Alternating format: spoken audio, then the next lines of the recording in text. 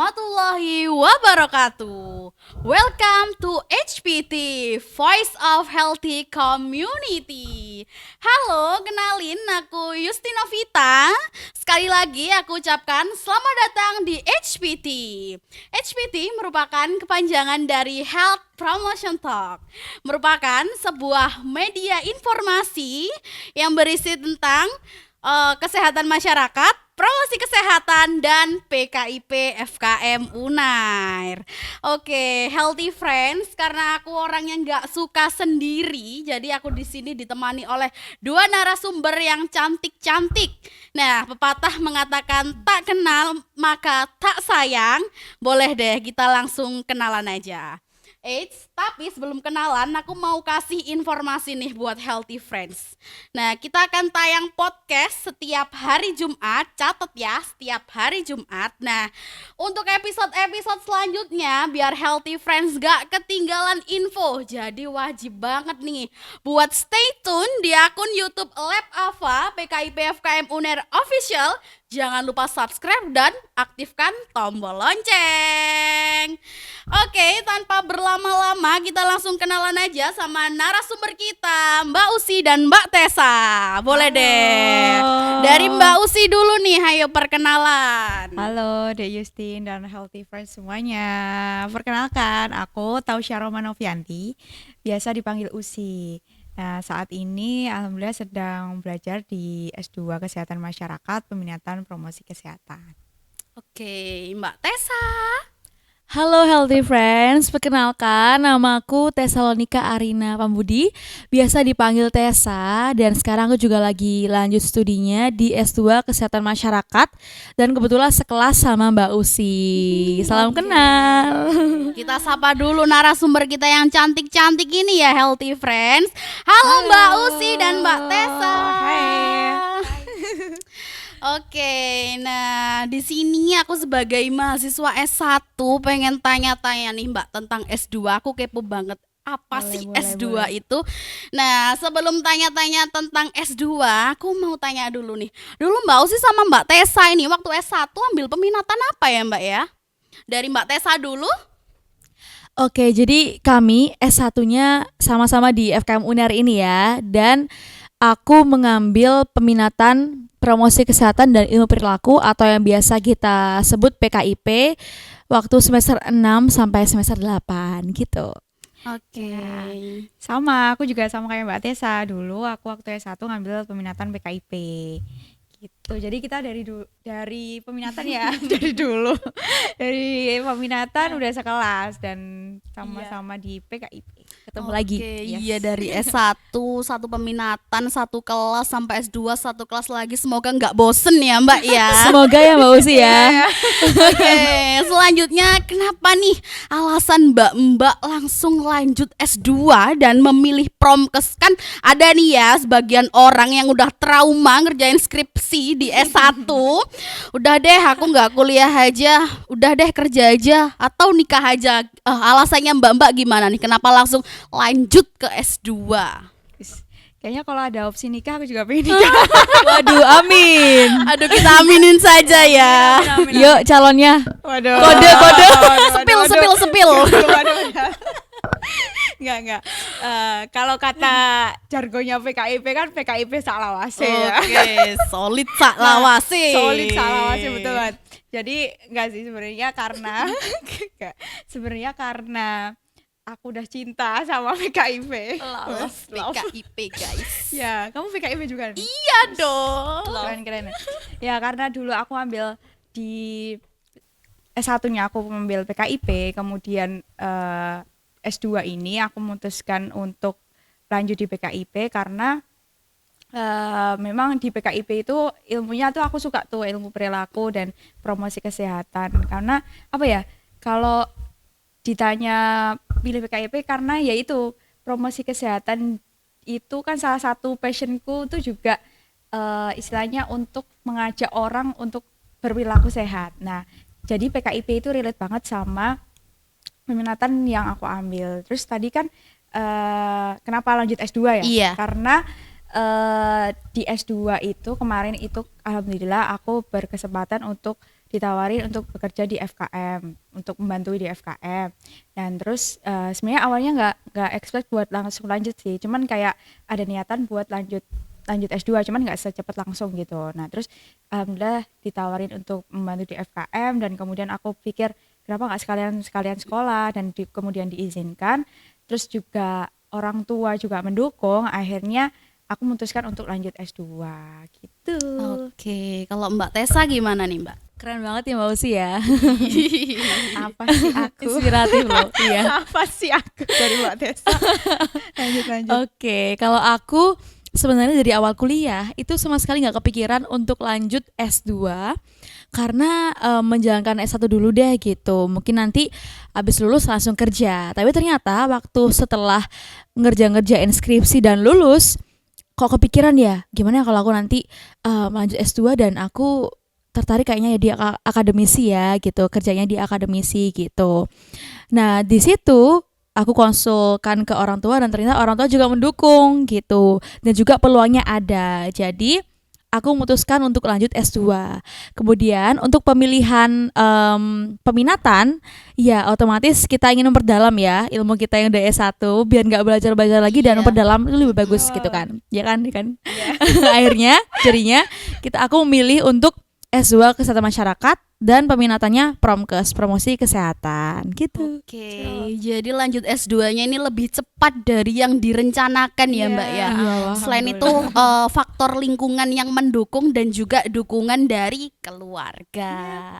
Nah, selanjutnya alur masuk untuk ke S2 ini gimana nih Mbak? Kalau kita dulu di S1 kan ada 3 jalur ya Mbak ya. Ada jalur undangan, jalur tes, sama jalur mandiri. Nah, kalau di S2 ini gimana Mbak? Oke, kalau di S2 atau yang biasa kita sebut program magister, sebenarnya itu ada 2 jalur untuk jalur masuknya, yaitu ada jalur tes sama jalur non-tes. Kalau jalur tes itu kebetulan aku yang jalur tes, jadi itu kita ngerjain TPA, tes potensi akademik, itu terkait dengan penalaran, verbal, dan juga numerik, dilanjut tes bahasa Inggris, kemudian tes wawancara gitu, kemudian lanjut ke pengumuman. Nah sebenarnya di UNER sendiri tuh ada yang pasca sarjana S2-nya, ada yang juga S2 yang ikut setiap fakultas, begitu sih kurang lebihnya. Ya, dan kebetulan S2 Kesmas itu masuk di fakultas sendiri. Jadi kita dulu daftarnya S2 Kesmas di fakultas FKM gitu.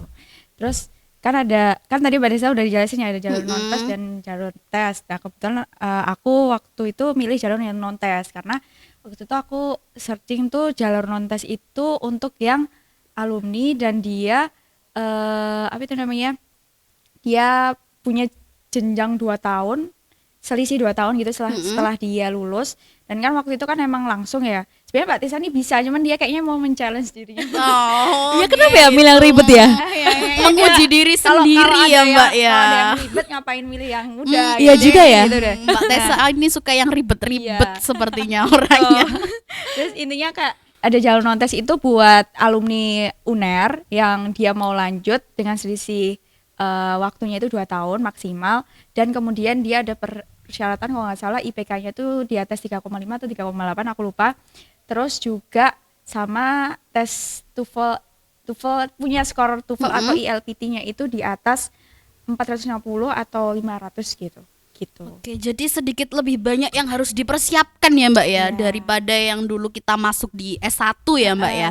Nah, kalau dari proses belajar mengajarnya gimana nih Mbak kalau di S2? Oh ya, kalau di S2 itu sebenarnya kurang lebihnya dulu kita S1 juga udah dilatih ya untuk student center learning. Nah, di mana mahasiswa kan dilatih untuk mencari sendiri materinya, untuk riset, untuk mempresentasikan gitu ya.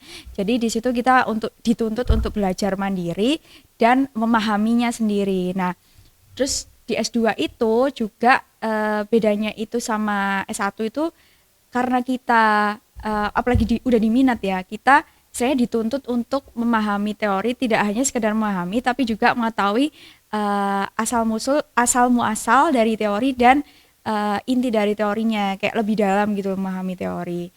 Dan juga pokoknya intinya harapannya itu kan S1, S2 itu lebih dari S1 ya. Kalau dulu kita S1 dituntut cuman untuk memahami aja, tapi kalau di S2 itu kita harus memahami dari sejarahnya, teorinya itu gitu-gitu. Jadi lebih dalam dan lebih luas, serta ya itu tadi kayak mungkin di S2 itu kan sudah banyak yang bekerja. Nah, itu juga dikaitkan dengan teori itu gimana di lapangan. Jadi kayak teori yang kita pelajari itu harapannya bisa untuk memecahkan solusi masalah yang ada di instansi kita gitu. Oke, kalau dari Mbak Tessa nih gimana Mbak? Iya, aku setuju banget sama jawaban dari Mbak Usi. Jadi mostly kita itu student centered learning, di mana kita dikasih sebuah topik dan kita harus mencari itu sendiri, riset sendiri. Kemudian kita belajar untuk mempresentasikan dan mengkorelasikan itu sama aplikasi masalah-masalah kesehatan masyarakat atau program-program di instansi kesehatan seperti itu. Kemudian di sini kita juga dituntut untuk memperbanyak diskusi atau brainstorming dengan sesama mahasiswa. Jadi di sini terjadi kayak transfer ilmu atau pengetahuan ya. Jadi di sini tuh sangat menekankan untuk yuk belajar lebih dalam lagi, seperti itu sih kurang lebih. Oke, dulu mungkin kalau di S1 kita cuma tahu permukaannya, tapi kalau di S2 ini benar-benar dikupas tuntas ya Mbak ya. Ya, Nah, sama mungkin lingkungannya kayak Mbak ya. iya. Terus perbedaan dari S1 sama S2 ini apa sih Mbak sebenarnya? Oke, dari mana dulu yang mau jawab? Perbedaannya ya. Aku boleh deh gitu. Oke, jadi perbedaan S1 sama S2 yang paling aku kerasa karena aku dari S1 ke S2 tuh langsung banget abis wisuda langsung masuk tiba-tiba ya kan. Itu perbedaan kerasa banget di sosialnya atau di lingkungannya. Di sini kita tuh berkumpul dengan mahasiswa yang beda backgroundnya. Ada yang sudah senior di mana mereka tuh beliau-beliau ini itu sudah bekerja gitu. Jadi terkait dengan pengalaman mereka tuh sangat luar biasa sekali begitu. Jadi kita di sini atau khususnya aku sangat belajar, dan untuk beradaptasi itu harus belajar lebih kuat dan lebih rajin lagi gitu. Kemudian bedanya lagi adalah ya dari sistem lah, pastinya durasi studi. Kalau di S2 tuh lebih singkat, 2 tahun memang, kalau S1 4 tahun normalnya. Maka dari itu di S2 ini kita dituntut untuk lebih cepat. Jadi di semester 2 ini kita udah dibagi dosen pembimbing dan kita harus menentukan proposal tesis yang akan kita bawakan gitu. Ya setuju dengan Mbak Tessa terkait dengan bedanya S1 S2 itu ya.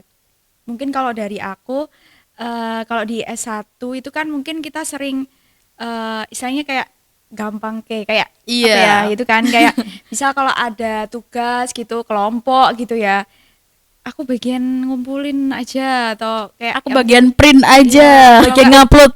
Ya terus kalau enggak kayak tinggal kopas aja gitu. Kalau S2 kan karena kita dituntut untuk paham teori dan mungkin di S2 itu juga kita di sini udah niat untuk belajar, jadi otomatis untuk di S2 ini kita harus memahami teorinya itu, dan kemudian banyak di S2 itu yang kita diminta untuk presentasi individu terutamanya. Jadi kan kalau setelah presentasi kemudian ada tanya jawab dan kemudian kita nggak paham terkait dengan teorinya, kan yang rugi kita sendiri gitu. Jadi bedanya S1 S2 lebih ke niat kita dan mungkin pemahaman teori dari kitanya sendiri harus lebih istilahnya lebih berkembang advance gitulah ya. Berarti S2 ini lebih mandiri ya Mbak ya, kalau kata orang Jawa gak oleh jaga no konco. Nah, waduh.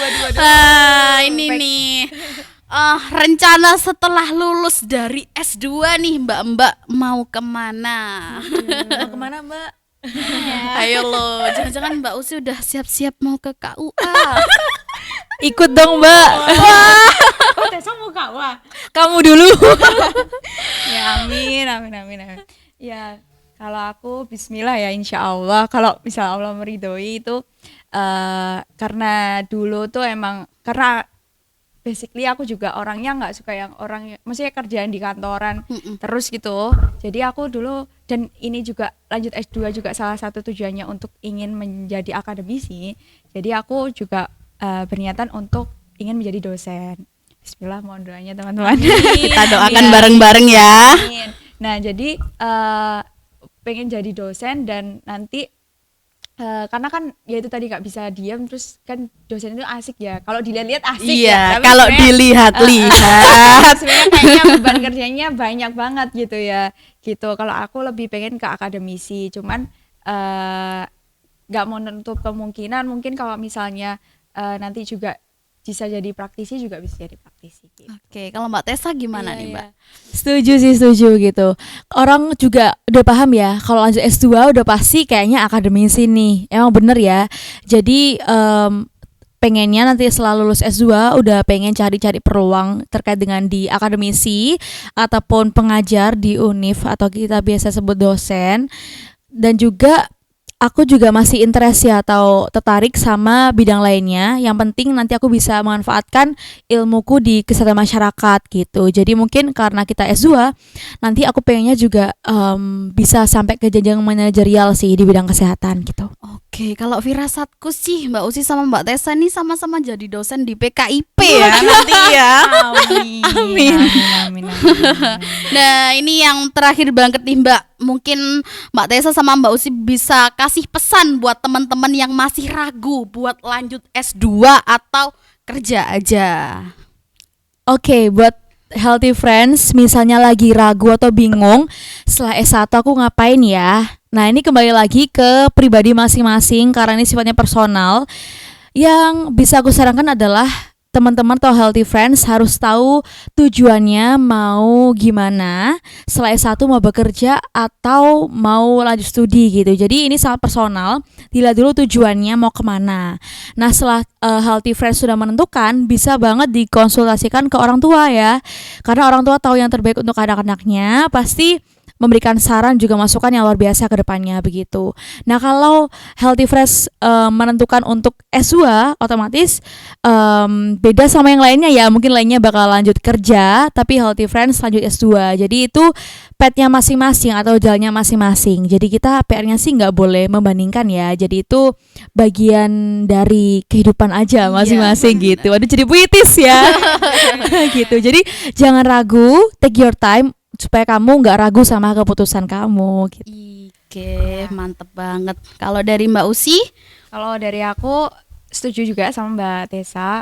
Tentuin dulu tujuan kamu mau tujuannya untuk lanjut studi itu untuk apa. Kalau misalnya emang untuk mau akademisi ya diniatkan dari awal untuk lanjut S2 itu untuk belajar. Tapi juga tidak menutup kemungkinan kalau misalnya dia ada misal kayak yang penting aku S2 dulu, nanti kedepannya gimana nanti biar Allah yang menentukan. Ada yang kayak gitu. Cuman akan lebih baiknya kalau tujuan itu ditetapkan lebih awal supaya nanti kedepannya kita punya rencana nih. Kalau perencanaan yang baik kan mesti nanti hasilnya juga insya Allah baik gitu ya. Amin. Nah, jadi kalau misalnya dia udah menetapkan tujuan dari awal, jadi nanti kedepannya itu mungkin bisa sesuai harapan. Nah, terus kalau misalnya kan tadi pesannya buat teman-teman yang ragu gitu ya. Kalau misalnya dia pengen buat kerja dulu, nah maksudnya kalau dia keinginan untuk bekerja itu nggak apa-apa dia kerja dulu. Nanti siapa tahu nanti di pekerjaannya dia bisa dapat beasiswa untuk sekolah gitu. Jadi tetepin tujuan sih yang utama sama diniatkan untuk sekolah S2 itu untuk belajar gitu. Oke, jadi sebelum melangkah itu ditetapkan dulu ya Mbak ya tujuannya itu nggak apa. boleh ragu, guys. Bener. Nah, berdasarkan testimoni atau cerita langsung dari Mbak Usi dan Mbak Tessa, ternyata lanjut S2 itu sangat menarik dan seru sekali nih Healthy Friends. Seru, Nah, parah. kalau Healthy Friends mau pilih yang mana? Kerja, gas lanjut S2 atau nikah aja? Yang kedua ya. Nah, karena aku udah dapat banyak informasi dari Mbak Usi dan Mbak Tessa, aku mau mengucapkan banyak terima kasih ya ke Mbak-mbak. Semoga S2-nya lancar dan semoga nanti lanjut lagi ke S3. Amin. Makasih. Nah, untuk selanjutnya Healthy Friends mau bahas apa nih? Jangan lupa kasih saran di kolom komentar. Nah, karena ini udah di penghujung podcast Podcast. Aku Yustin Novita selaku host. Pamit undur diri. Wassalamualaikum warahmatullahi wabarakatuh. Dadah.